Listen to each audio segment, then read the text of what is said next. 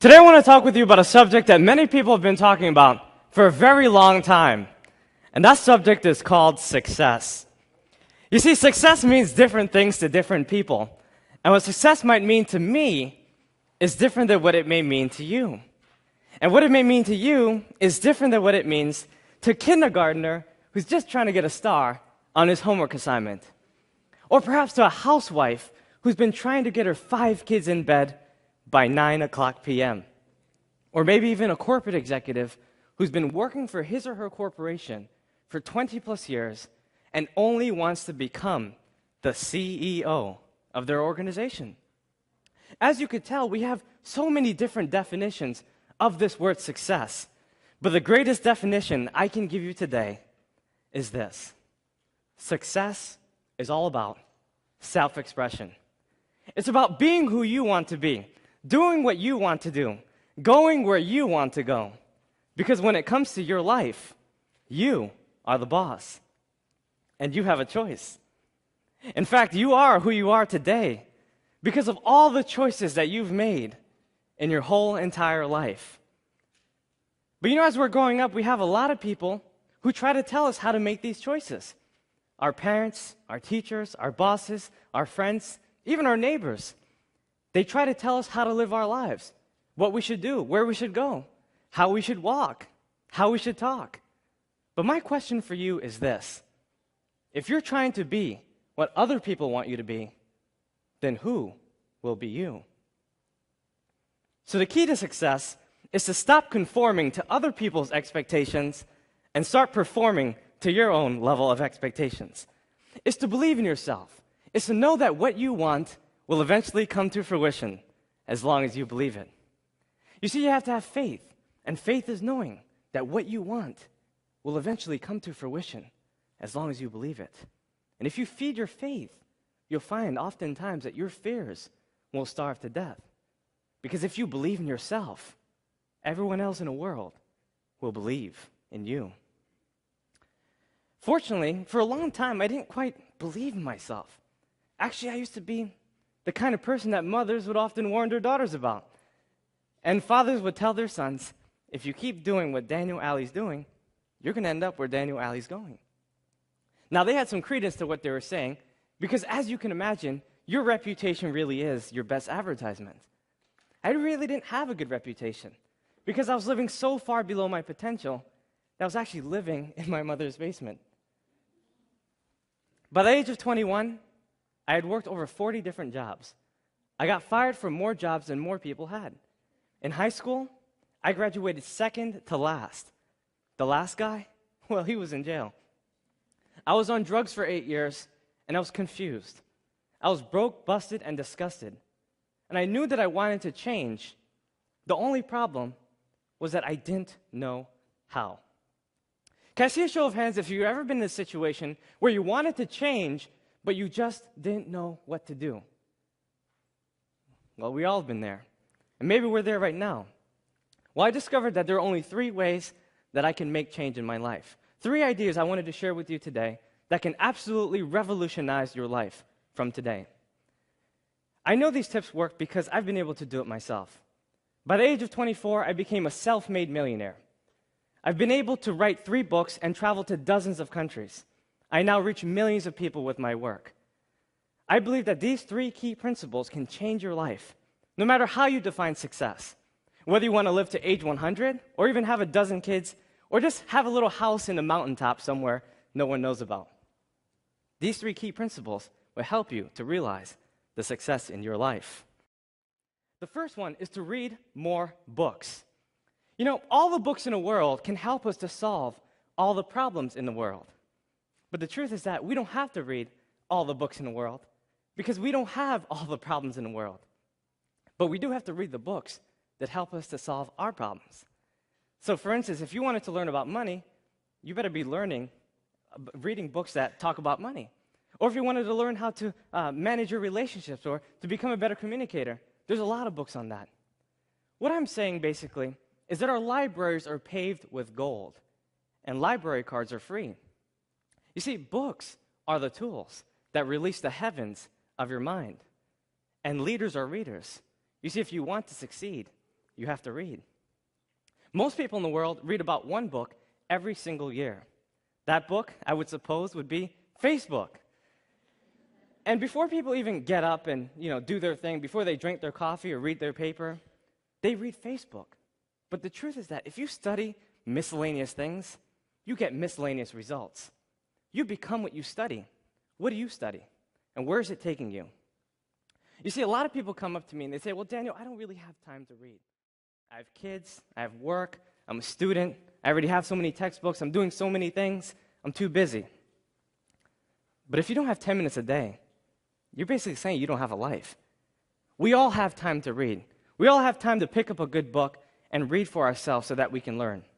Look, if you read 10 minutes a day for 30 straight days, that's one book a month. One book a month in 12 months is 12 books a year.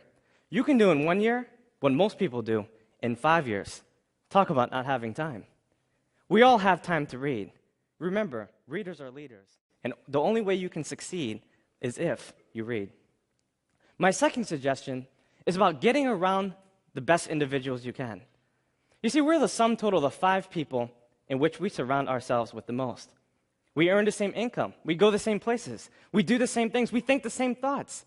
And if you were to look at your 5 closest friends, you've got to ask yourself this one question. Who are my leaders, and where are they taking me? In other words, are my leaders taking me to the place that I would most likely want to be? You see, if the answer is no, then you need new leaders. You need people who are inspiring, people that can help you, lift you up to the goals that transcend your own possibility and your thinking. You have to realize your goals, and you can only do that by getting around the right people. Now, many of us have what I like to call default friends. And default friends are basically people that we see around the neighborhood. People at the grocery store, the gym, the mall, at church, at work, everywhere we go. These are people that we naturally befriend as we start to gain their trust and acceptance. And what tends to happen is that if you're a highly ambitious person and you have really high goals, a lot of these people can't help you reach your goals. So you have to look outside. You have to search for people. I'll give you an example. I had a friend, his name was John, and he was actually a plumber. And his father and him had a pretty successful business. At least it seemed like it. So I asked John, I want to start a business. What exactly do you think I should do? John pulled me to the corner and he said, Daniel, I don't think you want to start a business. 98% of businesses fail within the first 3 years. Then he proceeded to tell me about all the reasons why I couldn't do it and why it won't work. He told me how it was so hard working over 100 hours a week, how hard it was to manage payroll, and why the recession was holding him back from getting more clients. As he told me this, I became a little discouraged, a little dejected. And I went home and I thought about it. When I got to my journal, I usually reflect, and I wrote down in my journal that 98% of statistics are made up, including that one. You see, you have to realize that no one's opinion of you can become your reality. And in order to change your reality, you have to change your mentality and the people you surround yourself with. You have to get yourself around people who can help you, people that are smarter than you, people who have gone further than you, people that know exactly what you need to do to get to that next level.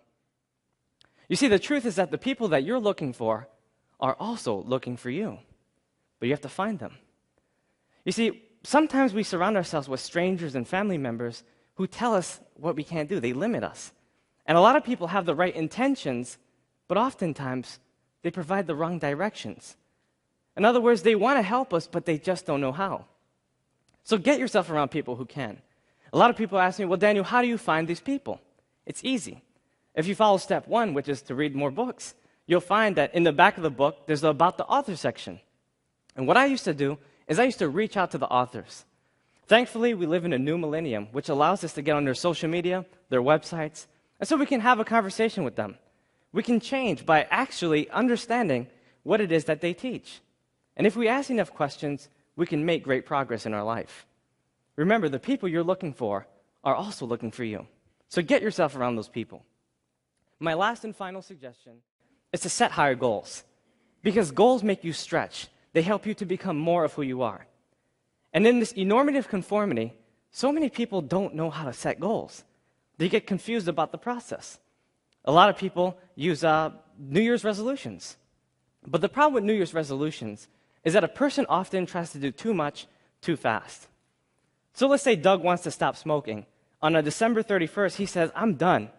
January 1st, I'm clean. Never again. You see, he hasn't created a plan of action to achieve his goals, and therefore it is unreasonable. Bucket list is something else that people do. And usually when someone creates a bucket list, they're giving themselves too much time. There's no urgency, and most of the time, they don't write their goals down. So what do you suggest? Well, I'm glad you asked. What I do suggest is for you to write your goals down. I believe that a dull pencil is better than a sharp mind. And to impress your subconscious mind, you have to write your goals down so that you can hold it steadfastly to who you are. I have this method I teach all around the world. It's called the 20 idea method. And basically what you do is you select one overarching goal that you would like to accomplish, and it lists 20 ideas that corresponds with that particular goal. So let's say, for instance, you wanted to become a better public speaker. What are some things you can do? Well, you could watch TED Talks like you are right now. You could practice your speech, right? You can look in the mirror to challenge yourself. You could read the dictionary every day. There's so many things you can do. But could I come up with 20 ideas? And the answer is yes, I can come up with 100 if I wanted to. Imagine if you did this in every area of your life, financially, for promotions, for your family, and you wrote your goals down every day. You'd be able to accomplish so many things in your life. You see, we have everything we need in order to succeed, but we have to take the things that we have to get more of the things that we want. From the cars that we drive, to the clothes that we wear, to the food that we eat, and the people that we meet. In this depository of diversity, we have everything we need in order to succeed. But we have to believe. You see, when you believe in yourself, you'll find that everyone else in the world will believe in you. And you also have to think big. When you think big, you'll do big, and you'll win big. Well, big is actually the 3 ideas I wanted to share with you today. B, the books that you read. I, the individuals you meet. And G, the goals that you set for yourself. Books, individuals, and goals. That's all you need to accomplish success. Because when you think big, you'll do big. And you will win big, my friends. Thank you.